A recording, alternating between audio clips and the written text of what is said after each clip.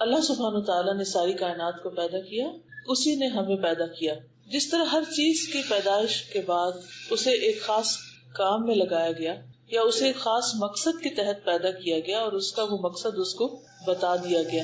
قرآن مجید میں اللہ تعالیٰ فرماتے ہیں کل قد علم صلاتہ و تسبیحہ، کہ ہر چیز کو اپنی نماز اور اپنی تسبیح کا طریقہ معلوم ہے. اسی طرح اللہ تعالیٰ نے ہمیں یعنی انسانوں کو اپنی عبادت کے لیے پیدا کیا اور اس عبادت کے طریقے ہمیں انبیاء کے ذریعے بتا دیے، جن میں سے سب سے آخری نبی محمد رسول اللہ صلی اللہ علیہ وسلم ہیں.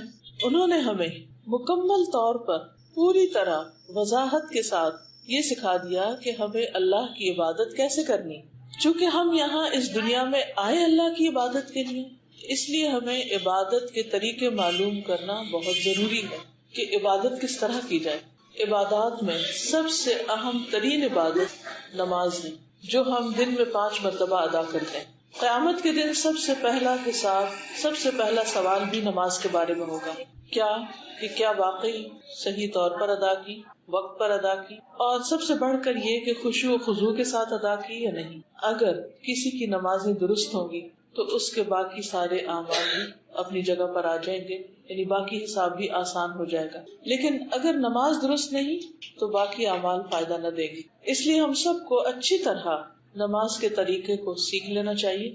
نماز میں پڑھتے کیا ہیں اس کی عبارت درست پڑھنی آنی چاہیے. نماز میں ایکشنز کیا ہیں وہ صحیح طور پر کرنے آنے چاہیے. اور پھر یہ بھی معلوم ہونا چاہیے کہ صحیح اور غلط کا معیار کیا ہے، اور وہ ہے کہ ہماری نماز رسول اللہ صلی اللہ علیہ وسلم کی نماز سے کتنا قریب ہے، ظاہری طور پر بھی اور باطنی طور پر بھی. اور اگر نہیں تو اس حد تک ہمیں علم حاصل کرتے رہنا چاہیے کہ ہماری نماز آپ کی نماز کے قریب ترین ہو جائے. کیونکہ آپ صلی اللہ علیہ وسلم نے فرمایا صلو کما رأیتمونی اصلی، تم اس طرح نماز پڑھو جیسے مجھے دیکھتے ہو کہ میں نماز پڑھتا ہوں. یعنی یہ معیار بتا دیا گیا، کرائٹیریا بتا دیا گیا کہ ایسی نماز چاہیے. جیسے ایک سیمپل دیا جاتا ہے نا کسی کو کچھ منگوانے کے لیے، اور بتایا جاتا ہے کہ اس طرح کی چیز لانا، پھر تمہارا جو تم لاؤ گے وہ اپروو ہوگا یا تمہیں اس کے اوپر آرڈر ملے گا. اگر وہ اس سیمپل کے مطابق نہیں چیز لاتا تو اس کا آرڈر کینسل کر دیا جاتا ہے یا اس کو دیا ہی نہیں جاتا. تو اس لیے ہم سب کو اپنی نمازوں کی فکر کرنی چاہیے اور انہیں مسلسل ساری زندگی اچھا بنانے کی کوشش کرتے رہنا چاہیے. اس معاملے میں کبھی بھی مطمئن نہیں ہو کے بیٹھ جانا چاہیے کہ میں نے نماز پڑھ لی یا مجھے آتی ہے یا میں ٹھیک ہی پڑھتا ہوں. نہیں، ہمیشہ فکر رہنی چاہیے کہ کہیں اس میں کوئی غلطی نہ ہو. کیونکہ قیامت کے دن جو کامیابی کا معیار ہے یا کامیاب وہی ہیں جو نماز پڑھنے والے ہیں، نماز قائم کرنے والے ہیں اور پھر نماز میں خشوع و خضوع اختیار کرنے والے ہیں. قرآن مجید کھولتے جاتے ہیں تو سب سے پہلے اللہ تعالیٰ فرماتے ہیں کہ ذالک الکتاب لا ریب فیہ ھدی للمتقین الذین یؤمنون بالغیب ویقیمون الصلاۃ. یہ کتاب جس میں کوئی شک نہیں، متقی لوگوں کو ہدایت دیتی ہے، وہ جو غیب پر ایمان رکھتے ہیں اور نماز قائم کرتے ہیں. یعنی پہلا کرنے کا کام جو ہمیں قرآن مجید میں بتایا گیا وہ کیا ہے؟ نماز کی ادائیگی، درست ادائیگی. اور پھر آخر میں اس کے فرمایا اولئک علی ھدی من ربہم واولئک ھم المفلحون. یہی لوگ اپنے رب کی طرف سے آئی ہوئی ہدایت پر ہیں اور یہی لوگ فلاح پانے والے ہیں. واولئک ھم المفلحون. تو گویا کامیاب وہ ہیں جو نماز قائم کرتے ہیں. سورۃ المؤمنون کی پہلی آیت میں فرمایا قد افلح المؤمنون الذین هم فی صلاتهم خاشعون. یقیناً فلاح پا گئے، کامیاب ہو گئے وہ مومن جو اپنی نمازوں میں خشوع و خضوع اختیار کرتے ہیں. اس کے برعکس، اس کے اپوزٹ، جو لوگ نمازوں میں سستی کرتے ہیں اور نماز صحیح طور پر ادا نہیں کرتے، ان کے لیے وعید بھی بتائی گئی، ان کو دھمکی بھی دی گئی. سورۃ الماعون آیت نمبر 4 سے 6 میں اللہ تعالیٰ فرماتے ہیں فویل للمصلین. ہلاکت ہے، بربادی ہے نماز پڑھنے والوں کے لیے. اس قدر ڈرنے کی بات ہے. ہم سمجھتے ہیں ہم نے نماز پڑھ لی اور جیسے بھی پڑھی بس ٹھیک ہے، ہم نے فرض ادا کر لیا، لیکن یہاں غلط طریقے سے فرض ادا کرنے والوں کو بھی پکڑا جا رہا ہے. فویل للمصلین الذین هم عن صلاتهم ساہون. کون ہے وہ مصلین، کون ہے وہ نماز پڑھنے والے؟ وہ جو اپنی نماز سے غفلت کرتے ہیں. الذین هم یراؤن، وہ جو دکھاوا کرتے ہیں، دکھاوے کی نماز پڑھتے ہیں. کوئی دیکھ رہا ہو تو اچھی پڑھتے ہیں، اکیلے میں ہو تو اللہ سے نہیں شرماتے، اللہ سے نہیں ڈرتے اور جیسے دل چاہے پڑھتے ہیں. قرآن مجید میں منافقین کی صفات بتاتے ہوئے اللہ تعالیٰ فرماتے ہیں وَإِذَا قَامُوا إِلَى الصَّلَاةِ قاموا کسالى کہ جب وہ نماز کے لیے کھڑے ہوتے ہیں سستی کے مارے کھڑے ہوتے ہیں. یعنی ان کی نمازوں میں کوئی چستی، کوئی ایکٹیونیس، کوئی شوق، کوئی محبت، کوئی روحانیت کچھ نہیں ہوتا. بس وہ جیسے فجر کی نماز ہے تو اٹھے، آدھی آنکھیں کھلی آدھی بند ہے، بس جلدی سے نماز پڑھ کے دوبارہ بستر میں. یہ کیسی نماز ہے؟ سستی کی نماز ہے.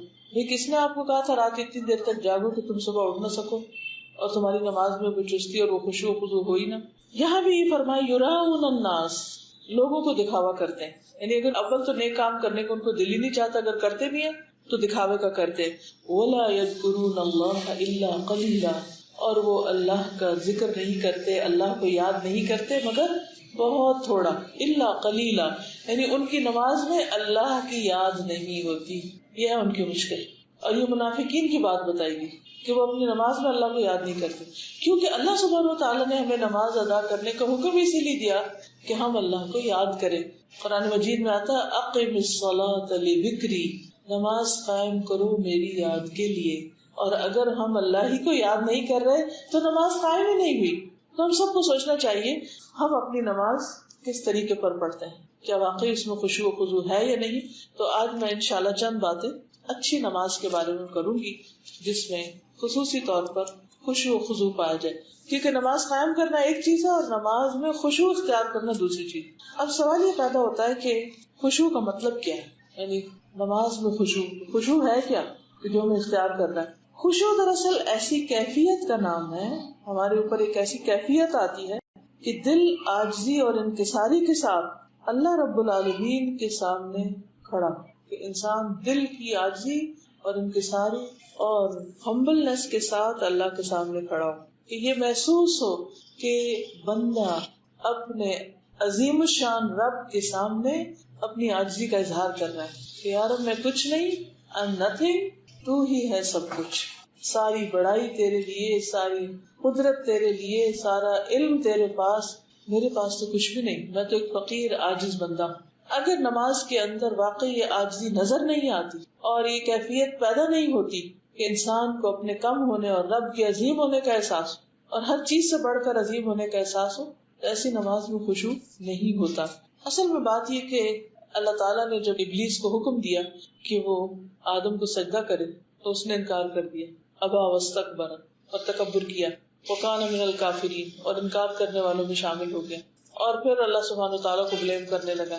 بہرحال اس کو غصہ اس بات کا تھا کہ یہ انسان جس کی وجہ سے میرا یہ مقام گر گیا، اب میں اس کو نہیں چھوڑوں گا. تو اللہ تعالیٰ سے اس نے فوراً مہلت مانگی کہ مجھے قیامت تک زندگی دی جائے تاکہ میں انسان اور انسان کی اولاد کو بھٹکاؤں. اور اسی موقع پر اس نے کہا تھا ثم لآتینہم من بین ایدیہم ومن خلفہم وعن ایمانہم وعن شمائلہم ولا تجد اکثرہم شاکرین.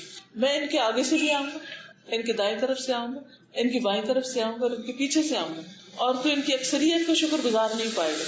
اور یہ جو کیفیت ہے آگے سے آنے کی، دائیں بائیں پیچھے، یہ ہر نماز میں آپ محسوس کر سکتے کہ شیطان ہر طرف سے آ کے آپ کو مختلف طرح کے خیالات ڈالتا ہے. اب اچھا ہوتا ہے کہ آپ شروع کیا، کوئی بات دل میں آئی، آپ نے اس کو جھٹکا اور پھر لگے پڑھنے، 2 لفظ ابھی پڑھے نہیں تو ایک اور بات آ گئی، اچھا اس کو جھٹکا نہیں تو دوسری ایک اور آ گئی، اس کو نہیں تو تیسری ایک اور آ گئی، اور اتنے میں آپ کے رکوع کا ٹائم ہو گیا، وہاں کچھ نئے سلسلے شروع ہو گئے، اور سجدہ کیا تو کچھ اور اس طرح انسان مسلسل ایک اسٹرگل میں اور ایک جدوجہد میں رہتا ہے، اور بعض اوقات تو اسے بھول بھی جاتا ہے کہ اس نے جدوجہد کرنی اور اس پر کیا کیا حملے ہو رہے ہیں، اور وہ اللہ کو نہیں یاد کر رہا، باقی دنیا کی ہر چیز کو یاد کر رہا ہے. تو یہ ایک بہت بڑا امتحان ہے ہم سب کے لیے.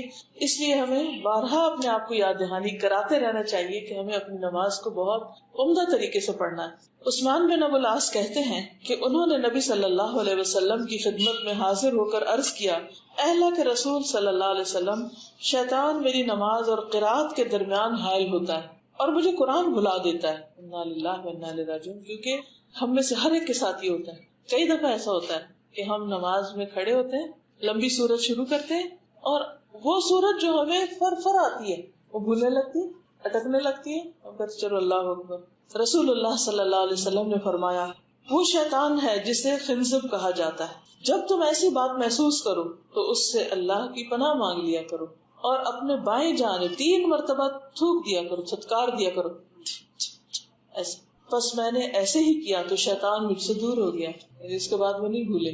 تو اس سے کیا پتہ چلتا ہے کہ شیطان تو آئے گا آگے سے پیچھے سے دائیں بائیں ہر طرف سے، لیکن ہمیں اس کے مقابلے کے لیے اپنے رب کی پناہ لینی، اپنے رب سے مدد لینی. دیکھیں کہ ایک ہوتا ہے وہ شخص جس کا آپ مقابلہ کر لیتے ہیں، ایک ہوتا ہے جس کا آپ نہیں کر سکتے، تو آپ کو دوسرے کی ہیلپ چاہیے تھی، مدد چاہیے تھی. تو بندوں میں سے تو کوئی نہیں شیطان کو پکڑ سکتا، اللہ ہی کو اس پر کنٹرول. تو انسان اللہ کی پناہ لے، اللہ کی مدد لے. اور نبی صلی اللہ علیہ وسلم کے بتائے ہوئے طریقے کے مطابق نماز کے اندر ہی 3 دفعہ بائیں طرف رک کر کے تھتکار دے تو وہ دور ہو جائے گا. نبی صلی اللہ علیہ وسلم نے فرمایا اس امت میں سب سے پہلے خشوع ختم ہوگا، حتیٰ کہ تمہیں ایک بھی خشوع والا آدمی نظر نہ آئے گا. یعنی اس طرح ختم ہو جائے گا خشوع نمازوں میں سے کہ لوگ نماز پڑھتے تو نظر آئیں گے، لیکن ان کو دیکھ کے یہ نہیں لگے گا یہ اللہ کے سامنے کھڑے ہیں. آپ کو معلوم ہے نا، ہم سب فارملی جا کے دن میں 5 بار اللہ سبحانہ وتعالیٰ کے سامنے کھڑے ہوتے ہیں. اللہ تعالیٰ کو معمولی ہستی تو نہیں، کسی بڑے انسان کے سامنے بھی جا کھڑے ہوتے ہیں، ہمارے دل میں ڈر ہوتا ہے. اللہ کے سامنے اتنے نڈر ہو کے کھڑے ہوتے ہیں، کوئی خوف ہی نہیں ہوتا، کوئی فیلنگ ہی نہیں آتی. اور بس جیسے دل چاہتا کبھی اس ٹانگ پہ کھڑے ہو جاتے، کبھی اس پہ کھڑے ہوتے، کبھی کو جانے لگتے ہیں، دوپٹہ ہی بار بار ٹھیک کیے جاتے ہیں، کبھی کسی چیز کو دیکھنے لگتے ہیں، کبھی کچھ سننے لگتے ہیں، کبھی سوچنے لگتے ہیں یہ کس کے سامنے کھڑے ہیں، کیا حرکتیں ہو رہی ہیں. ہر محفل کی ایک تقاضا ہے نا. تو اسی طرح نماز کا بھی، اور نماز کے وقت اللہ کے سامنے کھڑے ہونے کا بھی ایک تقاضا ہے. پھر آپ دیکھیں کہ جو ہم سے مطالبہ کیا گیا خشوع کا، جس کا معنی ہوتا ہے دب جانا، جھک جانا، اپنی عاجزی اور انکساری کا اظہار کرنا، تو قرآن مجید میں خشوع کا لفظ کئی جگہ استعمال ہوا ہے. مثلا سورۃ طٰہٰ میں آتا ہے وَخَشَعَتِ الْأَصْوَاتُ لِلرَّحْمَٰنِ فَلَا تَسْمَعُ إِلَّا هَمْسًا، اور رحمان کے آگے سب آوازیں دب جائیں گی. یعنی اس وقت قیامت کے دن حقیقی معنی میں لوگ اللہ کے آگے دبے کھڑے ہوں گے. اس منظر کو یاد کر لیا کرے کہ قیامت کے دن میں کیسے کھڑا ہوں گا، کیا آج ویسے ہی ہو رہا. پھر اسی طرح پیغمبروں کی صفت یہ بتائی گئی وَيَدْعُونَنَا رَغَبًا وَرَهَبًا وَكَانُوا لَنَا خَاشِعِينَ، وہ ہمیں رغبت اور خوف سے پکارتے تھے اور وہ ہمارے لیے عاجزی کرنے والے تھے. اللہ کے جو مقرب نیک بندے ہوتے ہیں، پیغمبر ہوتے ہیں، ان کی نمازوں میں خشوع ہوتا ہے. اسی طرح سورۃ البقرہ میں فرمایا 45 وَإِنَّهَا لَكَبِيرَةٌ إِلَّا عَلَى الْخَاشِعِينَ، یہ نماز یقیناً بہت بھاری ہے، بہت بڑی ہے، مگر عاجزی کرنے والوں پہ نہیں. ان کو نماز مشکل نہیں لگتی، بلکہ وہ اس میں انجوائے کرتے، انہیں پتہ بھی نہیں چلتا کہ کتنا وقت گزر گیا.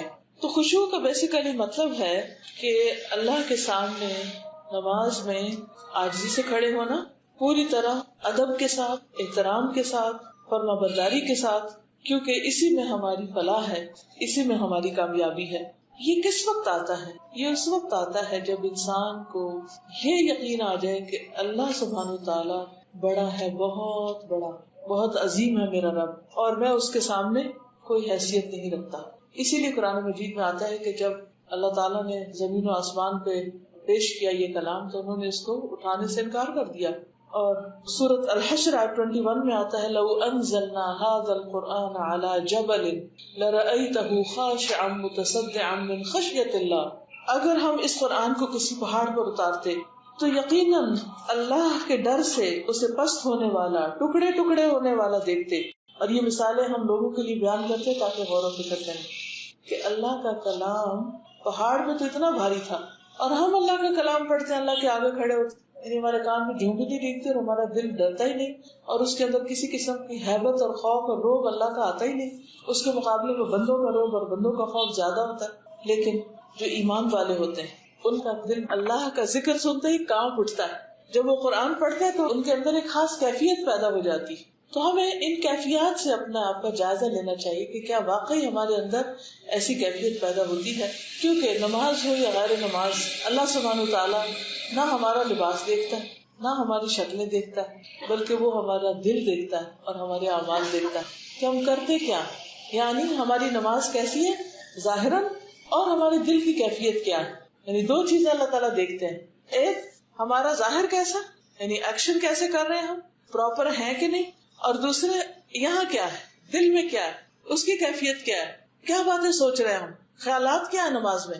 اس لیے اس کی بہت حفاظت دونوں چیزوں کی کرنی چاہیے. بعض لوگ کہتے ہیں کہ ہم تو بہت دل لگا کے نماز پڑھتے ہیں، کیا فرق پڑتا باریک دوپٹے میں پڑھ لو، کیا فرق پڑتا آدھا سر ننگا ہو، کیا فرق پڑتا بار بار اسے ٹھیک کر لو. ٹھیک ہے، کپڑے تو خوبصورت پہن کے اللہ کے سامنے کھڑے ہونا چاہیے، ٹھیک ہے. قرآن مجید میں آتا ہے خذوا زینتکم عند کل مسجد، ہر نماز سے پہلے اپنی زیب و زینت اختیار کرو. لیکن اس کا یہ مطلب نہیں کہ اس قسم کی زیب و زینت جو نماز میں خلل ڈال دے.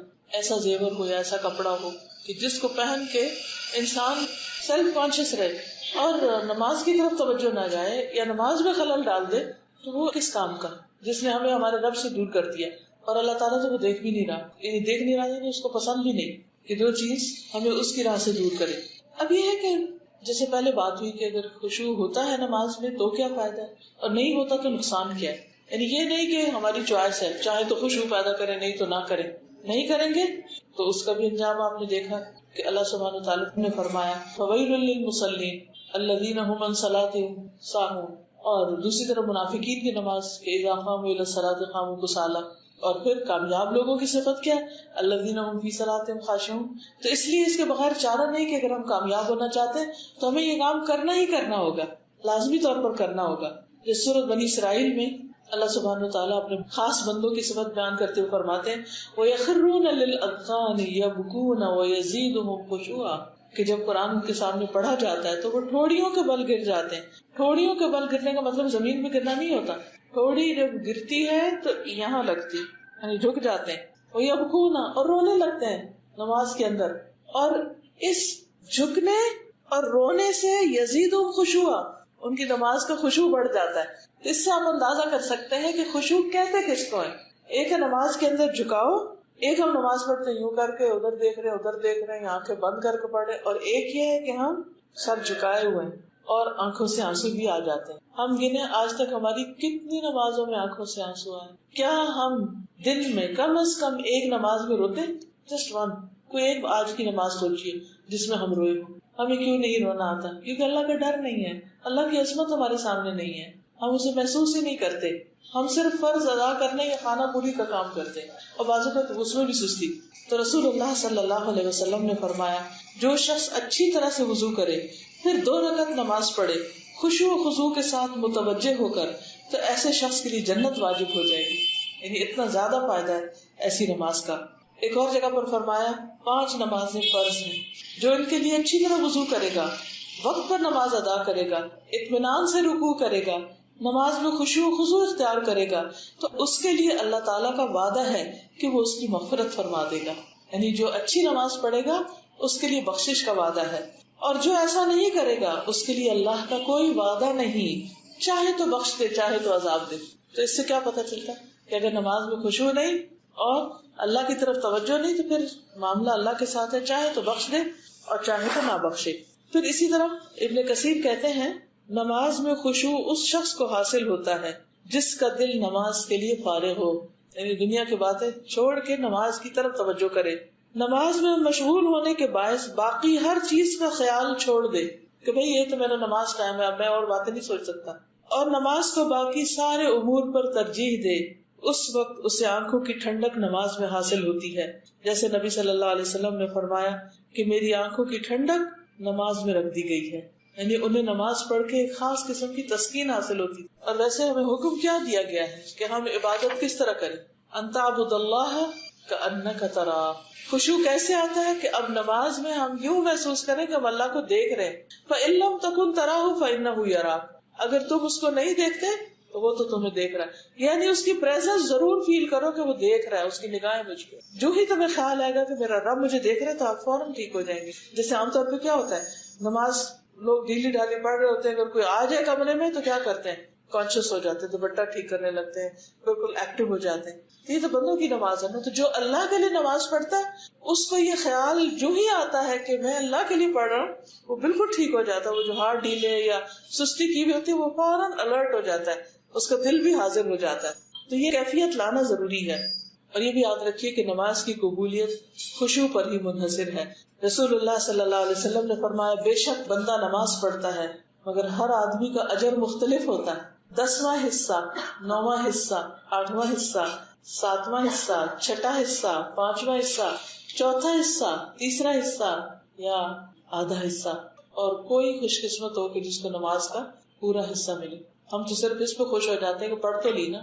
اچھا یہ بھی عجیب بات ہے کہ ہم مثلا نماز پڑھنے لگے، اتنے میں کوئی آ گیا تو ہم عام طور پہ کیا کہتے ہیں تم بیٹھو 2 منٹ میں نماز پڑھ کے آئے، جلدی سے وہ پڑھ کے آئے، یعنی تم میرے لیے امپورٹنٹ ہو اور اللہ تعالیٰ میں جلدی سے ذرا حاضری لگوا کے آؤں۔ ہماری نماز کیسی نماز ہوتی، کس قسم کی ہوتی کہ اللہ تعالیٰ کے لیے نہ آنے والا. اب ہمارے نان مسلم فرینڈس تو نہیں آتے ہمارے پاس، یہ گھر والے ہمارے مسلم ہی ہیں نا، لیکن آخر کیا وجہ کہ ہم میں سے ہر ایک یہی کہہ رہا نظر آتا ہے تم بیٹھو بس میں ابھی آئی اور 2 رکعتیں پڑھ کے بھاگ گیا ہوں، حاضری لگوا کے آئی بس بیٹھو بیٹھو، اور پھر اس کے بعد گھنٹوں بیٹھتے ہیں، پھر بیچ میں نماز آ جائے پھر کیا کہتے ہیں 2 منٹ کی نماز، کیونکہ اللہ کی قدر نہیں ہے نا، اس کے مقابلے میں بندے زیادہ امپورٹنٹ ہیں. اور تقویٰ اور خشوع کہاں ہے؟ دل کے اندر ہوتا ہے. ایک صاحب علم نے کسی کو کندھے جھکائے دیکھا تو سینے کی طرف اشارہ کرتے ہوئے کہا اے فلاں خشوع یہاں ہوتا ہے نہ کہ کندھوں میں. کیا مطلب؟ کہ صرف ظاہری صورت بنا کے ایسے مسکین شکل بنا کے کھڑے ہونا بھی فائدہ نہ دے گا جب تک دل ساتھ حاضر نہ ہوگا. اس لیے ہمیں ایسے اسباب اختیار کرنے چاہیے کہ جس سے ہماری نماز کے اندر خشوع پیدا ہو جائے، اور ان چیزوں سے بچنا چاہیے جس سے خشوع ختم ہو. تو آئیے دیکھتے ہیں وہ کون سی چیزیں ہیں جو خشوع بڑھاتی ہیں اور کون سی ہیں جو گھٹاتی ہیں، تاکہ ہم ان کو اپنی زندگی سے باہر کریں.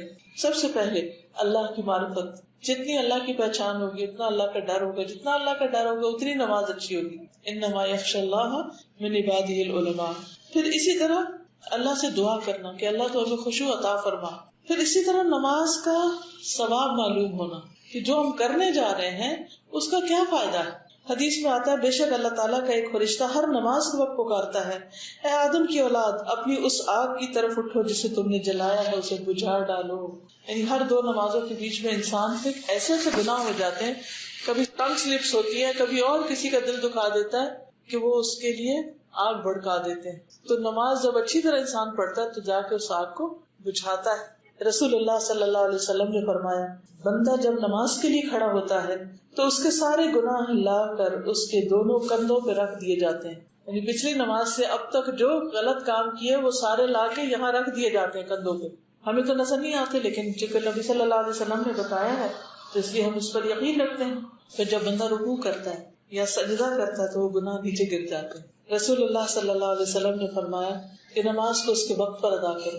اس سے یہ پتہ چلتا ہے کہ اگر خشوع خضوع لانا ہے نماز میں تو اول وقت نماز پڑھے جس وقت انسان پوری طرح حاضر ہوتا ہے. رسول اللہ صلی اللہ علیہ وسلم نے فرمایا جب ایک شخص اچھی طرح وضو کرتا ہے پھر مسجد کا راستہ نکلتا ہے یعنی مسجد کے راستے پہ چلتا ہے اور سوائے نماز کے اور کوئی دوسرا ارادہ اس کا نہیں ہوتا تو ہر قدم پر اس کا ایک درجہ بڑھتا ہے، ایک گناہ معاف کیا جاتا ہے. اور جب نماز سے فارغ ہو جاتا ہے تو فرشتے اس وقت تک اس کے لیے برابر دعائیں کرتے رہتے ہیں جب تک وہ اپنے مصلی پہ بیٹھا رہے. کہتے ہیں اے اللہ اس پر اپنی رحمت نازل فرما، اے اللہ اس پہ رحم فرما، اور جب تک تم انتظار کرتے رہو گویا تم نماز ہی میں مشغول ہو. اس سے بھی پتہ چلتا ہے کہ خشوع کے لیے ضروری ہے کہ نماز سے پہلے تھوڑی دیر اچھی طرح اطمینان کے ساتھ انسان تیاری کرے اور جب ختم ہو جائے نماز تو پھر تھوڑا اطمینان اور سکون کے ساتھ وہاں سے اٹھے. اور جب کوئی ایسا کرتا ہے تو اللہ تعالیٰ ایک فرشتہ اپوائنٹ کر دیتے ہیں، وہ اس کے لیے دعائیں کرتا رہتا ہے. پھر اسی طرح یہ کہ خشوع و خضوع کے لیے ضروری ہے کہ جسمانی نظافت، طہارت، صفائی ستھرائی کا خیال رکھا جائے اور ایسی تمام چیزوں سے مثلاً ایسی چیز کھانے سے پرہیز کیا جائے جس سے انسان کی توجہ دل کی طرف ہونے کی بجائے پیٹ کی طرف ہو. اسی طرح ماحول اور موسم ایسا ہونا چاہیے کہ جو کنڈیوسو ہو، انسان کے لیے سہولت پیدا کرنے والا ہو، نہ کہ آپ ہیں جہاں ٹی وی لگا ہوا ہے یا شور ہنگامہ ہو رہا ہے وہاں جا کے مصلی بچھا لیں اور آدھی لوگوں کی باتیں سنیں اور آدھی نماز پڑھیں، اس کا بھی فائدہ نہیں. پھر اسی طرح یہ ہے کہ نماز کے لیے طہارت کا اچھا انتظام کریں، مثلاً مسواک کرنا. رسول اللہ صلی اللہ علیہ وسلم نے فرمایا جب بندہ مسواک کرتا ہے پھر کھڑا ہوتا ہے اور نماز پڑھتا ہے تو اس کے پیچھے فرشتہ کھڑا ہو جاتا ہے، وہ اس کی قرات سنتا ہے اور اس سے قریب ہو کر کھڑا ہوتا ہے حتیٰ کہ وہ اپنا منہ اس کے منہ پر رکھ دیتا ہے فرشتہ. پھر قرآن کا جو حصہ بھی اس کے منہ سے نکلتا ہے فرشتے کے پیٹ میں چلا جاتا ہے. لہٰذا تم قرآن کے لیے اپنے منہ پاک رکھ. یعنی جب انسان نماز میں قرآن پڑھتا ہے تو فرشتہ بالکل ساتھ آ جاتا ہے، منہ لگا لیتا ہے اور پھر جو قرآن ادھر سے نکلتا ہے وہ اس کے اندر چلا جاتا ہے اور وہ اس طرح سمیٹ کے لے جاتا ہے پوری طرح ریکارڈ کر کے، پوری طرح محفوظ کر کے. لیکن اگر منہ سے اسمیل آ رہی ہے پیاز کی، لہسن کی اور چیزوں کی، یا ویسے ہی سانس میں بو ہے، کبھی دھیان ہی نہیں کیا مسواک کرنے یا برش کرنے کو، نماز میں کھڑے تو فرشتہ اس بو کی وجہ سے دور بھاگ جاتا ہے. تو اس لیے ہمیں اس چیز کا بھی خیال کرنا چاہیے کہ ہمارے دانت صاف ہیں یا نہیں، یا ہمارا معدہ تو نہیں خراب کہ جس کی وجہ سے اسمیل جو ہے وہ ہر سانس کے ساتھ باہر آ رہی ہے، تو وہاں کہاں فرشتے آئیں گے. پھر اسی طرح لباس باپردہ ہو، ساتر ہو، پاک ہو. کیونکہ جب کوئی انسان نماز پڑھتا ہے اور جیسے عورت کی نماز ہے تو اس کا کوئی بال ننگا نہیں ہونا چاہیے، اس کے کان ننگے نہیں ہونے چاہیے، اس کی گردن ننگی نہیں ہونی چاہیے، اس کے ہاتھوں کے علاوہ باقی بازو وغیرہ ننگے نہیں ہونے چاہیے، اس کے ٹخنے ننگے نہیں ہونے چاہیے. تو آپ دیکھیے کہ جب یہ سب کچھ صحیح طور پر ڈھکا نہیں ہوتا تو نماز آپ پڑھے بھی تو اس میں خشوع خضوع نہیں آتا، آئے بھی تو اس کا فائدہ نہیں، کیونکہ آپ نے شرائط پوری ہی نہیں کی. پھر اسی طرح یہ ہے کہ نماز میں اطمینان ہو، سکون سے نماز پڑھی جائے. رسول اللہ صلی اللہ علیہ وسلم نے فرمایا جو آدمی نہ صحیح طریقے سے رکوع کرے اور سجدے میں بھی ٹھونگے ہی مارے، یعنی جیسے مرغا دانا چننے کے لیے ٹھونگے مارتا ہے، اس کی مثال اس بھوکے شخص کی ہے جو 1 یا 2 کھجوریں کھاتا ہے اور یہ کھجوریں اسے کچھ فائدہ نہیں دیتی. کبھی آپ بہت بھوکے ہو تو 1 کھجور کھائے تو اور زیادہ بھوک لگ جاتی ہے، ایک اور کھائے تب بھی آپ کو بنتا کچھ نہیں نظر آتا. تو ایسے ہی اس شخص کو نماز پڑھ کے بھی حاصل کچھ نہیں ہوتا، یہ مطلب ہے. پھر نماز میں موت کو یاد کرنا، یہ بھی خشوع میں اضافہ کرتا ہے. سنن ابن ماجہ کی روایت ہے جب تم نماز کے لیے کھڑے ہو تو اسے الوداعی نماز سمجھ کر پڑھو، کہ شاید یہ میری آخری نماز ہو، کہ کوئی پتہ نہیں کہ ان 2 نمازوں کے بیچ میں کیا گزر جائے انسان پر. پھر قرآن مجید کی آیات اور اذکار پر نماز میں غور و فکر. والذین اذا ذکروا بآیات ربہم لم یخروا علیہا صما وعمیانا، اور جب انہیں ان کے رب کی آیات کے ساتھ نصیحت کی جاتی ہے تو وہ ان پر بہرے اور اندھے ہو کر نہیں گرتے، یعنی سوچتے ہیں، سمجھتے ہیں، غور و فکر کرتے ہیں. پھر حسب ضرورت جواب بھی دینا چاہیے. نبی صلی اللہ علیہ وسلم جب قرآن مجید پڑھتے تھے نماز میں تو جہاں اللہ کی تسبیح آتی تو سبحان اللہ کہتے، کہیں الحمدللہ کہتے، کہیں اور کچھ اللہ تعالیٰ کا ذکر کیا کرتے. پھر اسی طرح ہر آیت پہ رکنا، جب بہت تیز ہم تلاوت کرتے ہیں تو پھر بھی خشوع نہیں آتا، جیسے الحمدللہ رب العالمین الرحمن الرحیم مالک یوم الدین، ہر آیت کے بعد رکے، یعنی یہ نہیں کہ الحمدللہ رب العالمین الرحمن الرحیم مالک یوم الدین ایاک نعبد، ایک ہی سانس میں ساری آخر تک پڑھتے، اس سے خشوع نہیں آتا کیونکہ ساری انرجی کس پہ لگے، ختم کرنے پہ. رسول اللہ صلی اللہ علیہ وسلم نے فرمایا سب سے اچھا قرآن وہ آدمی پڑھتا ہے جس کو تم قرآن پڑھتے ہوئے سنو تو تم کو یقین ہوگا یہ آدمی اللہ سے ڈر رہا، اس کے دل میں خدا کا خوف، وہ قرآن سب سے اچھا پڑھا ہوا. پھر اسی طرح نمازی جو ہے اس کو یہ یاد رکھنا چاہیے کہ اللہ تعالیٰ اس کی نماز کا جواب دے رہا ہے تو وہ توجہ سے بات کرے اللہ تعالیٰ سے. کیسے آپ مجھے کو بتائے گا؟ اللہ جواب دے رہے ہیں، جی ہاں، اور ہم کہہ رہے ہیں you know what you are saying. یعنی اگر آپ کسی سے مثلا میں آپ سے بات کری، آپ سے بات کری اور مجھے یہی نہ پتا میں کیا کہہ رہی ہوں، تو یہ یقین ہونا چاہیے کہ جو ہم کہہ رہے ہیں اللہ تعالیٰ سن رہا ہے اور اس کا جواب دے رہا ہے. اجیب دعوت الداعی اذا دعان، اور سورۃ فاتحہ میں ہم کیا کہتے ہیں، دعائی مانگ رہے ہوتے ہیں اہدنا الصراط المستقیم، تو اللہ تعالیٰ فرماتے ہیں فلیستجیبوا لی، وہ بھی میری بات مانے، یعنی انٹریکٹیو ہو، انٹریکٹیو ریسیٹیشن. اور اس کے لیے ضروری ہے کہ سمجھ بھی آتی ہے، سمجھ نہیں آئے گی تو پھر کیا انٹریکشن ہو.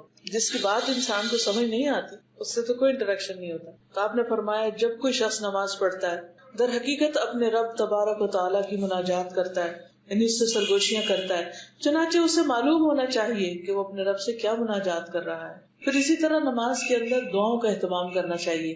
نبی صلی اللہ علیہ وسلم نے فرمایا سجدے میں خوب دعا کیا کرو کیونکہ یہ اس لائق ہوتی ہے کہ تم سے قبول کر لی جائے. سجدے میں دعائیں قبول ہوتی ہیں، اس لیے اس میں مسنون دعائیں یاد ہونی چاہیے اور وہ پڑھنی چاہیے. پھر اسی طرح نماز میں خشوع کب ختم ہوتا ہے، جب لوگ آگے آ جاتے ہیں یا کوئی باتیں بہت کر رہا ہوتا ہے. تو آگے آنے کا ہمیں ایک حربہ سکھایا گیا کہ اپنے سامنے سترہ رکھو، اس سے فوکس رہو گے. سترہ کیا ہے کہ کم از کم 2 بالش چیز اس طرح کی ہو کہ جو آگے رکھی بھی ہو.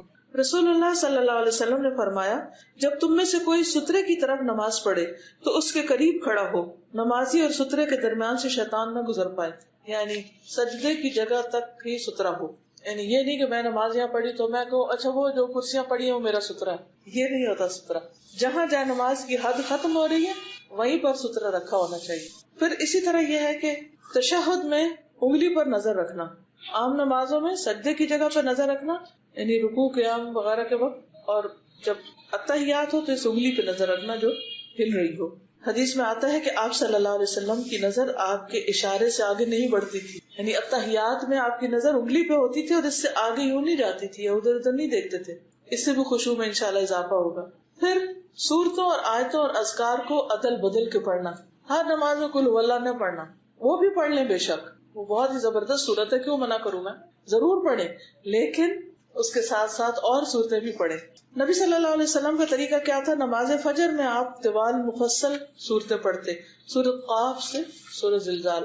نماز ظہر اور عصر کی پہلی 2 رکعت میں 15 سے 30 آیتیں پڑھتے تھے. نماز مغرب میں قصار مفصل چھوٹی صورتیں پڑھتے جیسے سورۃ المرسلات. نماز عشاء میں اوساط مفصل درمیانی صورتیں پڑھتے جیسے سورۃ الانشقاق. نماز تہجد میں خوب لمبی لمبی قرات کرتے جیسے سورۃ البقرہ، آل عمران اور النساء. 1 رکعت میں پڑھ جاتے بعض اوقات، اتنی طویل قرات ہوتی. اسی طرح رکوع، قوما، تشہد، ان سب میں آپ مسنون دعائیں پڑھا کرتے تھے. اگر تلاوت کرتے ہوئے بیچ میں سجدہ تلاوت آ جاتا تو سجدہ تلاوت بھی کرتے تھے، اس سے نماز کا خشوع ختم نہیں ہوتا. پھر اسی طرح نماز کے آخر میں جو دعائیں ہیں ان میں بھی شیطان سے بچنے کی دعا پڑھی جا سکتی ہے. ربی اعوذ بک من ھمزات الشیاطین واعوذ بک ربی ان یحضرون.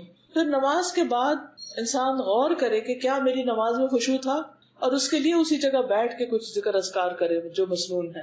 نبی صلی اللہ علیہ وسلم یہ دعا مانگا کرتے تھے، اللہم اعنی علی ذکرک و شکرک و حسن عبادتک. اے اللہ تو میری مدد فرما اپنے ذکر پر، اپنے شکر پر اور خوبصورت عبادت پر، کہ میں جو بھی عبادت کروں وہ بہت ایکسیلنٹ ہو. کئی لوگوں کو آپ نے دیکھا ہوگا کہ وہ گھر بناتے ہیں تو صاف ستھرا خوبصورت، کپڑا پہنتے ہیں تو بہت زبردست، ہر چیز ان کی بہت طریقے سے ہوتی. ایسے لوگوں کو چاہیے کہ اپنی نماز بھی بہت خوبصورت بنا لیں. پھر اسی طرح کچھ چیزیں جو نماز میں خلل ڈالتی ہیں ان سے بچنا چاہیے. مثلا اگر آپ کو وضو ٹوٹنے والا ہے تو آپ کے نہیں میں نماز پوری کر لوں، اور آپ کو واش روم جانا ہے اور واش روم جانے کے بجائے آپ مصلی پہ آ کے کھڑے ہو جائیں کہ جلدی سے میں سنت پڑھ کے پھر چلی جاؤں گی تاکہ دوبارہ وضو نہ کرنا پڑے، تو یہ چیز بھی خشوع میں خلل ڈالتی ہے. کتنی دیر لگے گی؟ اگر ہم غور کریں، نماز کے علاوہ وضو بہت مشکل کام ہے. اگر ہم غور کریں تو کتنی دیر لگتی ہے، اور اس کے فائدے کتنے ہیں. سارا گرد و غبار دل جاتا ہے، سارے مسام کھل جاتے ہیں. یعنی کتنی اللہ کی رحمت ہے کہ اس نے ہمارے لیے ایک ایسا طریقہ رکھا، ورنہ ہم خود تو ایجاد نہ کر پاتے. پھر اسی طرح یہ ہے کہ جب بھوک لگی ہو، کھانا سامنے ہو، تو پھر بھی نماز نہ پڑھے، کیونکہ سارا دھیان کس میں ہوگا کہ جو دوسرے کھا رہے ہیں وہ میرے سے کبھی کھا جائیں گے، اور وہ پریشانی کی حالت میں رہے اور نماز میں توجہ نہ کرے. آپ نے فرمایا لا یصلی بحضرۃ الطعام، کھانے کی موجودگی میں نماز نہ پڑھی جائے. پھر یہ دیکھنا چاہیے انسان کو کہ وہ کون سی چیز ہے جو مجھے نماز میں مشغول کر رہی، تو ایسی چیزوں سے بچنا چاہیے. جیسے سامنے اگر کوئی کارپیٹس ہیں یا کوئی ایسے کڑھائی والی چیزیں ہیں، کوئی کوشنز ہیں جن میں کوئی امبرائڈری ہوئی بھی ہے، اور آپ اسی زگ زیگ میں کھو جائیں کہ یہ کیا بنا ہوا ہے، تو ان چیزوں کو ہٹا دینا چاہیے. پلین جائے نمازیں ہونی چاہیے. حضرت عائشہ کے پاس ایک رنگین باریک پردہ تھا جسے انہوں نے اپنے گھر کے ایک طرف پردے کے لیے لٹکا دیا. آپ صلی اللہ علیہ وسلم نے فرمایا میرے سامنے سے اپنا یہ پردہ ہٹا دو، کیونکہ اس پر نقش شدہ تصاویر برابر میری نماز میں خلل انداز ہوتی رہی. یعنی قبلہ رخ کوئی ایسی تصویر نہیں ہونی چاہیے کہ جس سے نماز میں خلل پڑے. پھر اسی طرح خود اپنے کپڑے بھی ایسے نہیں پہنے ہونے چاہیے کہ جس سے نماز میں خلل ہو. نبی صلی اللہ علیہ وسلم نے ایک دھاری دار چادر میں نماز پڑھائی، اس کے نقش و نگار نے مجھے غافل کر دیا. آپ نے فرمایا اسے لے جا کر ابو جہم کو واپس کر دو اور ان سے سادی چادر لے آؤ.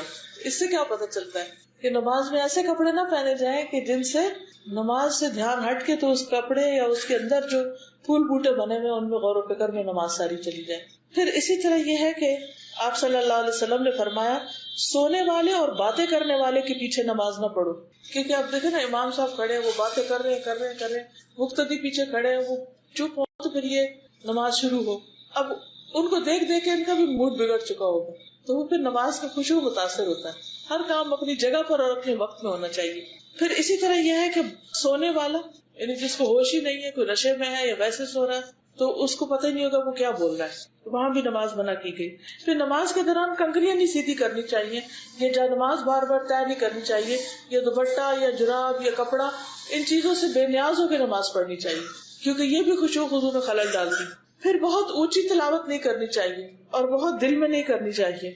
نماز میں ادھر ادھر نہیں دیکھنا چاہیے. رسول اللہ صلی اللہ علیہ وسلم نے فرمایا جب بندہ نماز میں ہو تو اللہ تعالیٰ اس کی بات سننے کے لیے متوجہ رہتا ہے جب تک کہ بندہ ادھر ادھر نہ دیکھے، اور جب بندہ ادھر ادھر دیکھنے لگتا ہے تو اللہ تعالیٰ اس سے توجہ ہٹا لیتے ہیں. کتنی بڑی محرومی. حضرت عائشہ رضی اللہ تعالیٰ عنہا نے نماز میں ادھر ادھر دیکھنے والے کے بارے میں پوچھا. آپ نے فرمایا یہ تو چوری ہے جو شیطان بندے کی نماز سے لے لیتا ہے. پھر آسمان کی طرف نظر اٹھا کے نماز پڑھنا. رسول اللہ صلی اللہ علیہ وسلم نے فرمایا جب تم میں سے کوئی نماز میں ہو تو اپنی نگاہ آسمان کی طرف مت اٹھائے، خطرہ ہے کہ اسے اچک نہ لیا جائے. تو منع کیا کہ تو منع ہونا چاہیے، لیکن اس میں حکمت ضرور کوئی ہوگی، وہ انسان غور و فکر کرے پڑھے تو بات سمجھ میں آ جاتی ہے. یعنی آپ بڑے کے سامنے ویسی نظریں کھاتے ہیں نہ، بڑے اوپر اٹھ کے جب نماز پھر یہ ہے کہ نماز میں ہر جگہ نہیں تھوکنا چاہیے. پھر نماز میں جلدی نہیں ہونی چاہیے. جلدی جو ہے یہ خشوع و خضوع کے خلاف ہے. پھر نماز میں جمائیاں لینا، بلا وجہ چیخے مارنا اور کھانسی کھانسنا. ہم کسی مجلس میں ہوتے ہیں انسان کی تو کھانسی کنٹرول کرتے کیوں؟ ہاں، اور یہ کہ دوسرے کی جس کے پاس بیٹھے اس کے لیے ٹھیک نہیں. تو یا تو ہم کسی سے پھر ملتے نہیں اس دوران جب ہمیں کھانسی ہو، یا پھر اگر ملے تو ہم سوری کرتے ہیں، معذرت کرتے ہیں اور ایک طرف جا کے کھانس لیتے ہیں. کیوں؟ اس کے احترام میں. اسی طرح اللہ تعالیٰ کا اتنا بھی احترام نہیں کہ ہم نماز میں پڑھیں اور کھانسی نہیں بھی آ رہی تو کھانس رہے. تو یہ سب شیطانی حربے ہوتے ہیں جو ہمیں ہمارے مقصد سے ہٹانا چاہتا ہے، یعنی اللہ کی یاد سے. پھر اسی طرح جمائی آ رہی تو اس کو حق الوسع روکنا چاہیے. پھر نماز میں کولے پہ ہاتھ رکھ لینا، یعنی بجائے اس کے کہ انسان اپنے سینے پر ہاتھ باندھے یا رکوع پراپر طریقے سے کرے، وہ کیا کرے؟ یوں کر کے کھڑا ہو جائے. یہ کولے ہوتے ہیں، ان پہ ہاتھ رکھ کے کھڑا ہو جائے. یہ ایک بہت ریلیکسنگ پوزیشن ہوتی ہے، تو نماز میں اس طرح کرنے سے منع کیا گیا.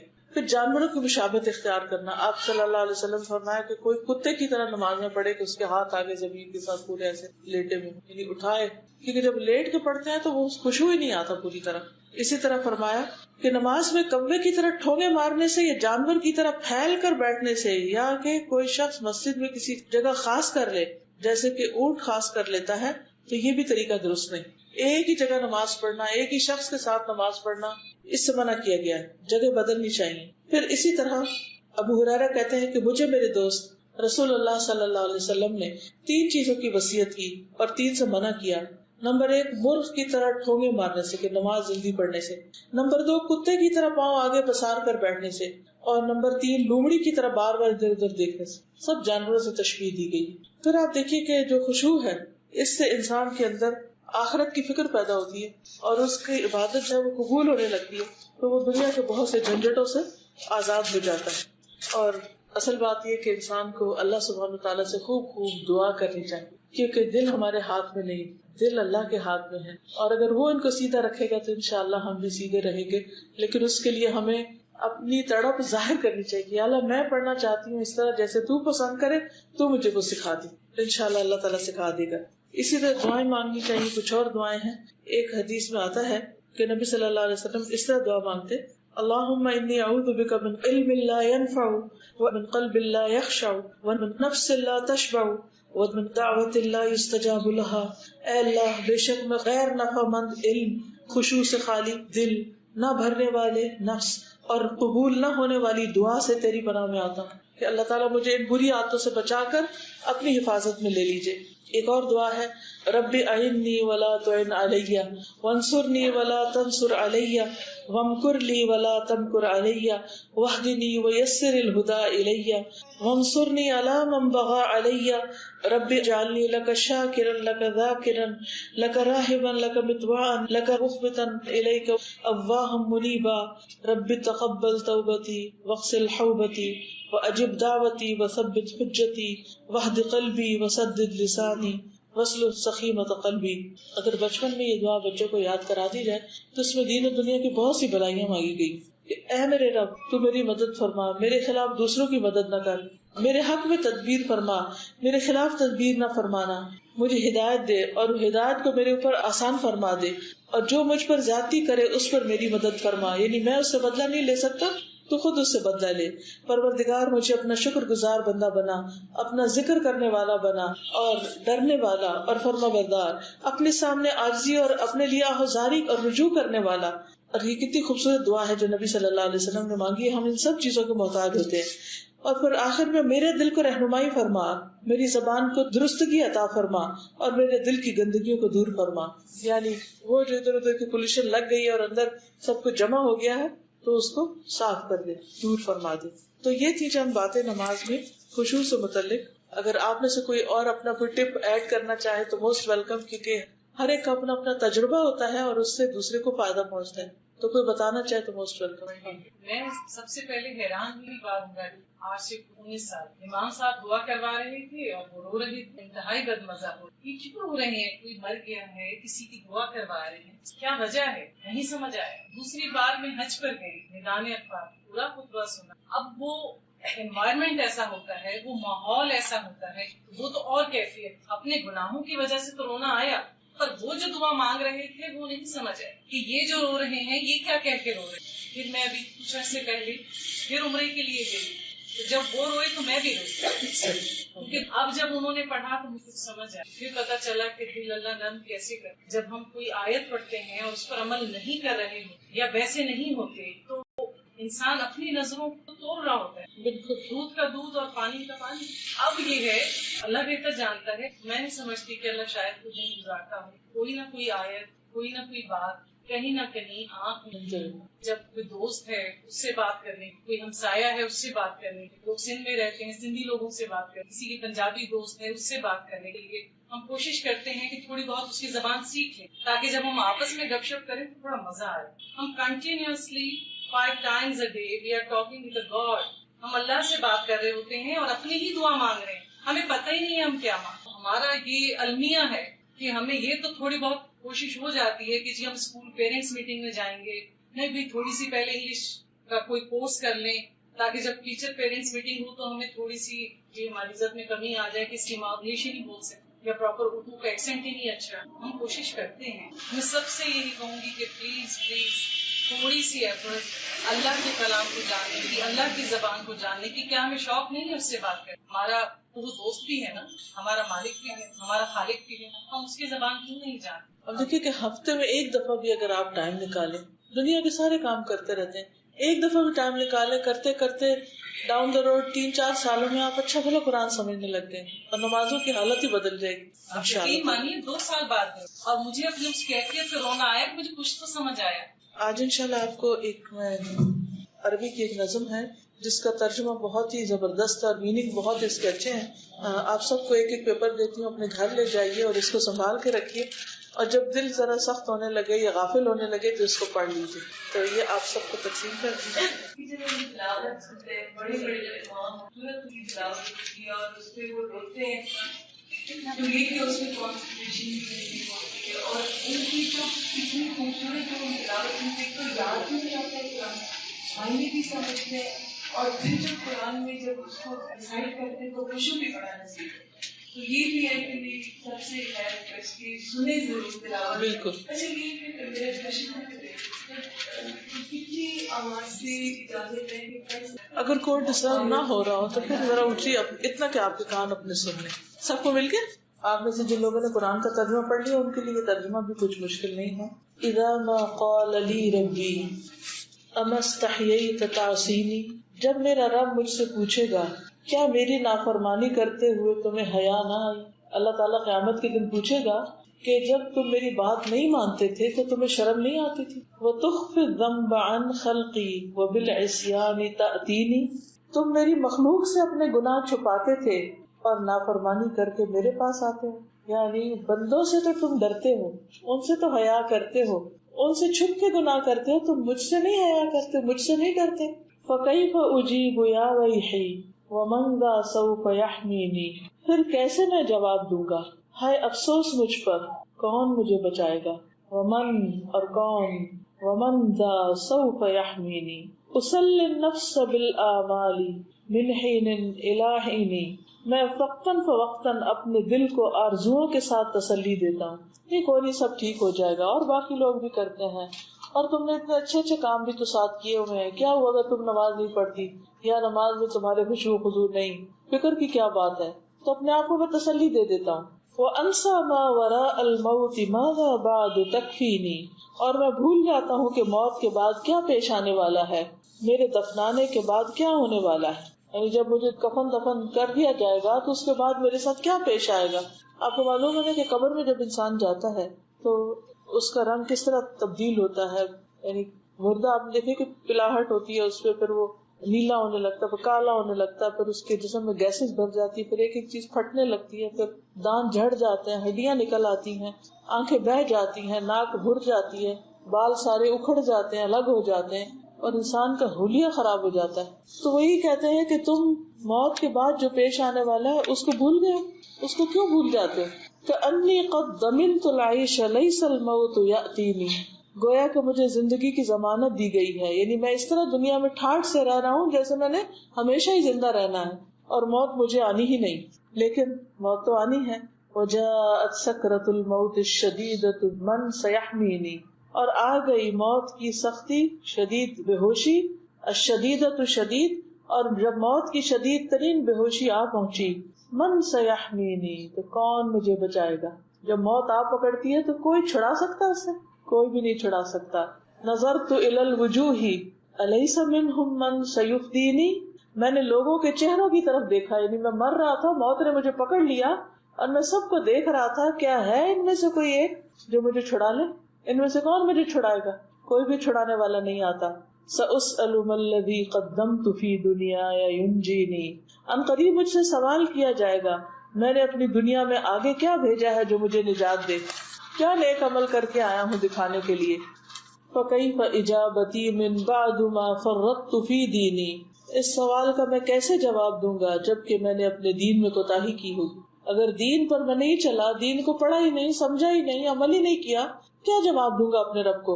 وَيَا وَيْحِي أَلَمْ أَسْمَعْ كَلَامَ اللَّهِ يَدْعُونِي، اور افسوس مجھ پر، کیا میں نے اللہ کا کلام نہ سنا جو مجھے اپنی طرف بلاتا تھا؟ یعنی قرآن کہتا نا یا ایھا الذین آمنوا یا ایھا الناس، بلا رہا ہے قرآن ہمیں، اور ہم کھولتے ہی نہیں، پڑھتے ہی نہیں، سنتے ہی نہیں، سمجھتے ہی نہیں، کیا جواب دیں گے کہ ہم نے قرآن کی کوئی پکار نہیں سنی؟ الم اسمع لما قد جاء فی قاف و یاسین، کیا میں نے سنا نہیں تھا جو سورۃ قاف اور یاسین میں کہا گیا، یعنی اس میں موت کا ذکر آتا ہے۔ الم اسمع بیوم الحشر یوم الجمع والدین، کیا میں نے یوم حشر کے بارے میں نہیں سنا جو لوگوں کے جمع ہونے اور جزا و سزا کا دن ہے؟ اس میں تو سب لکھا ہوا تھا کیا ہونے والا ہے۔ الم اسمع منادی الموت یدعونی ینادینی، کیا میں نے موت کے منادی کو نہیں سنا جو مجھے پکارتا اور آواز دیتا ہے؟ آپ کو معلوم ہے نا کہ ہر روز قبر انسان کو پکارتی کہ میں مٹی کا گھر ہوں، میں کیڑوں کا گھر ہوں، میں اندھیرے کا گھر، تو نے میرے پاس آنا ہے، اس کی تیاری کرو۔ لیکن ہم میں سے کتنے لوگ ہیں جو روز قبر کا سوچتے بھی ہیں؟ فَيَا رَبَّاهُ عَبْدٌ تَائِبٌ مَنْ ذَا سَيُؤْوِينِي، اے میرے رب، یہ تیری بارگاہ میں ایک توبہ کرنے والا بندہ ہے، کون ہے جو مجھے پناہ دے؟ یعنی اب میں توبہ کرتا ہوں۔ سوا رب غفور واسع للحق یہدینی، سوائے اس رب کے جس کی مغفرت بہت وسیع ہے، جو مجھے حق کی طرف ہدایت دیتا ہے، وہی رب مجھے بچا سکتا ہے۔ لیکن اسی رب کو تو دنیا میں بھولے رہتے ہیں۔ وہ 5 دفعہ دن میں بلاتا ہے حی علی الصلاۃ، حی علی الفلاح، او نماز کی طرف، او کامیابی کی طرف، اور ہم لبیک ہی نہیں کہتے، جاتے ہی نہیں، مسجدیں خالی پڑی رہتی ہیں۔ لیکن موت کے وقت انسان کیا چاہے گا؟ اب میں رب کی طرف آتا ہوں۔ اتیت الیک فرحمنی وثقل فی موازینی، میں تیری بارگاہ میں حاضر ہوا ہوں، تو مجھ پر رحم فرما اور میرے میزانوں کو بھاری کر دے۔ وخفف فی جزائی انت ارجا من یجازینی، اور میرا حساب ہلکا کر دے، تو ہی وہ بڑی ذات ہے جس سے امید کی جا سکتی ہے جو مجھے جزا دے گا۔ تو بندے کے لیے اپنے رب کے علاوہ کوئی جائے پناہ نہیں، وہی ملجا وہی ماوا ہے، ادھر ٹھکانا ہے ہم سب کا۔ اس لیے ہمارا فرض بنتا ہے کہ ہم اپنی خوشی کے ساتھ زندگی میں ہوش و حواس میں اپنے رب کی طرف رجوع کر لیں۔ اللہ تعالیٰ ہمیں اس کی توفیق عطا فرمائے۔ وآخر دعوانا الحمدللہ رب العالمین۔ یہ جو نماز کے اوپر میں نے لیکچر دیا نا، نماز میں خشوع کیسے، اس پہ میں آلریڈی ایک لیکچر دیا ہوا، وہ کیسٹ پہ ریکارڈیڈ ہے، تو اگر آپ کو وہ چاہیے اور دوسروں کو بھی آپ سنانا چاہیں تو یہ کراچی کا ایڈریس نیچے لکھا ہوا، فون نمبر، اس پہ آپ کال کر کے کیسٹس کا پوچھ بھی سکتے ہیں، یا اگر آپ کے پاس انٹرنیٹ ہے تو یہ نیچے ویب سائٹس لکھی ہوئی ہیں، ان پر آپ جا کر دیکھ سکتے ہیں۔ اور کیونکہ ہمیں ہر روز اپنے علم میں اضافہ کرنا چاہیے، اللہ تعالیٰ ہمیں اس کی توفیق عطا فرمائے۔ وہ اقبال کا ایک شعر بھی یاد آ رہا ہے، کہتے ہیں کہ جو میں سر بسجدہ ہوا کبھی تو زمین سے آنے لگی صدا، تیرا دل تو ہے صنم آشنا، تجھے کیا ملے گا نماز میں؟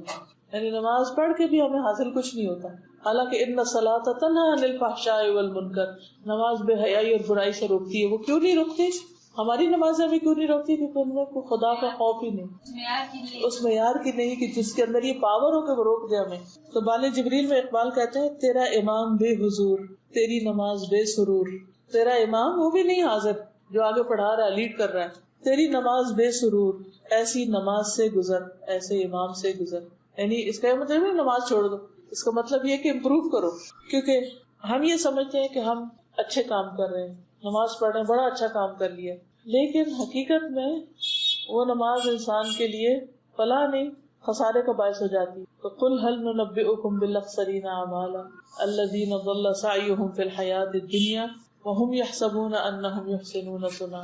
کیا ہم تمہیں بتائیں کہ اعمال کے اعتبار سے سب سے زیادہ خسارے میں کون ہیں؟ وہ لوگ جو سمجھتے کہ سب اچھے کام کر رہے ہیں.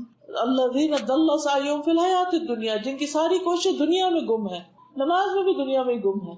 یحسبون انهم یحسنون صنعا، اور وہ سمجھتے بڑے اچھے کام کر رہے ہیں، لیکن اللہ کے ذکر کے لیے ان کے اندر کوئی تڑپ نہیں، کوئی طلب نہیں، کوئی توجہ نہیں. تو اللہ تعالیٰ ہمیں اپنی طرف راغب کر دے.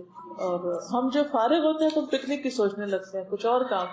اللہ تعالیٰ فرماتے فَإِذَا فَرَغْتَ فَانصَبْ وَإِلَىٰ رَبِّكَ فَارْغَب. جب تم فارغ ہو تو اپنے رب کی طرف رغبت کرو، اپنے آپ کو تھکاؤ، مشقت کرو. یعنی فراغت میں تو اور اچھی نماز پڑھو، نہ کہ فراغت میں تم اور ڈھیلے ہو جاؤ.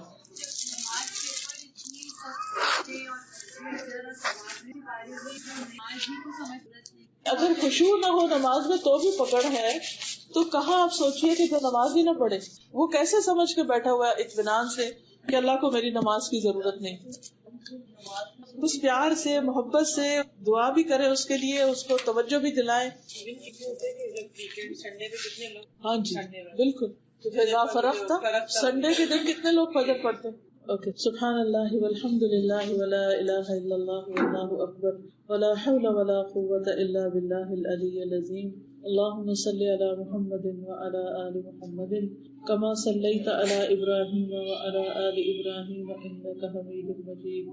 اللہم بارک علی محمد وعلی آل محمد کما بارکت علی ابراہیم وعلی آل ابراہیم انک حمید مجید. ربنا آتنا فی الدنیا حسنة وفی الآخرة حسنة وقنا عذاب النار.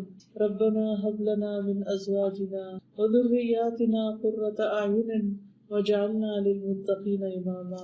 یا اللہ تو ہمارے گناہوں کو معاف کر دے، اللہ ہماری کوتاہیوں سے درگزر فرما.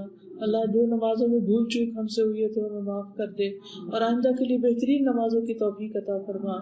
یا اللہ ہمارے بچوں کو نمازی بنا، ہمارے شوہروں کو نمازی بنا. یا اللہ انہیں مسجدوں کی محبت عطا فرما. یا رب العالمین تو ہمارے دلوں میں اپنا خوف اور اپنی محبت پیدا کر دے، اور ہماری نمازوں میں خشوع و خضوع پیدا کر دے، ایسی نمازیں کہ جو واقعی ہماری آنکھوں کی ٹھنڈک بن جائیں. یا رب العالمین ہمیں مرتے دم تک نماز پر قائم رکھنا اور اپنی پسند کی نماز پڑھنے کی توفیق عطا فرمانا. یا اللہ ہمیں نماز کے جتنے بھی شرائط، آداب، ارکان ہیں ان سب کو پورا کرنے کی توفیق عطا فرما. یا اللہ تو ہماری دعاؤں کو قبول فرما.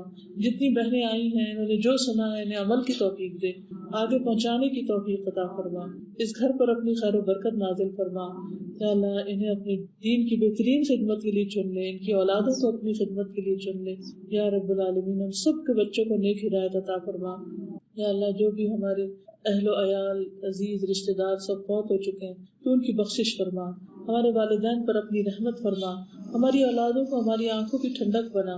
یا اللہ تو ہمیں بہترین اخلاق عطا فرما.